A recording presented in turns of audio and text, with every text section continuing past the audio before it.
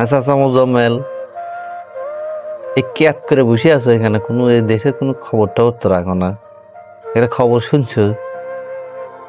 এখনো তুমি শোনোনি?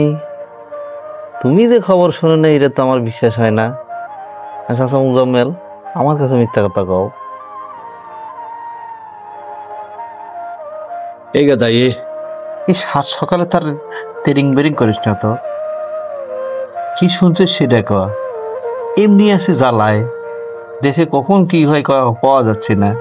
এই এরে মারে সেরে মারে, ইডা করে সেটা করে, সকালে দেখি স্থগিত, কিছুক্ষণ আগে স্থগিত, 1 মিনিট আগে স্থগিত, 1 মিনিট পরে দেখি আবার চালু।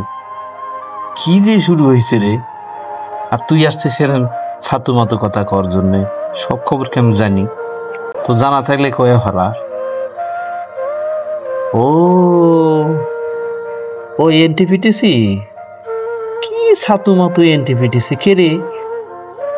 আমরা করলাম হলো স্কুল কলেজ, আমাদের বাপদাদার জমি, ভাই বাস্তার জমি, পাড়া প্রতিবেশীর জমি, গ্রামের লোকজনের জমি দিয়ে করলাম হলো স্কুল কলেজ। এই স্কুলের টিচার কি আমাকে সলভল গুলো হবি না?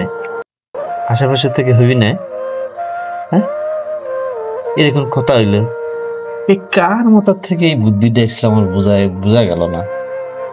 এরকম কথা আমরা আবার শুনছি বলে ম্যানেজিং কমিটিতে সদস্য হতে গেলে বলে ইয়া লাগি, শিক্ষিত লোক লাগবি, বিএ পাস করা লাগবি।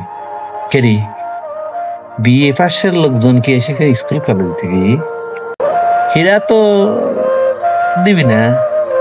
এই দেখবে স্কুল এই দেশ থেকে স্কুল কলেজ আর থাকবি না, সব উঠে যাবি।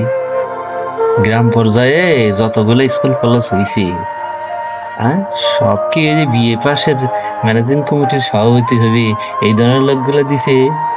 তাই নাই কিন্তু এই চাষা বাসা সবকিছু মিলেই কিন্তু আমরা এই স্কুল কলেজ করছি। আজকে শুনতেছি কি ফেসবুকে ভাইরাল করে ফেলাইছে ম্যানেজিং কমিটিতে আর রাজনৈতিক নেতা বিএ পাস ছাড়া হবি না। হা রে, মাথাটাই নষ্ট করে দিল। জ্বালায় আছি।